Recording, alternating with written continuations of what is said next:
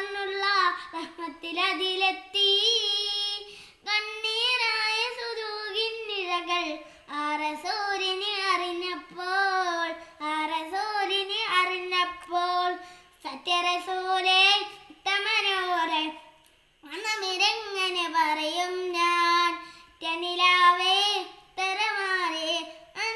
എങ്ങനെ പറയും ഞാൻ സാരസപൂവിന്റെ സൗഗന്ധികം പൂക്കണ്ടാലും കൊണ്ട് മണിത എങ്ങനെ പറയും ഞാൻ പൂക്കണ്ടാലും കൊണ്ട് മണിത എങ്ങനെ പറയും ഞാൻ സത്യറസൂലേ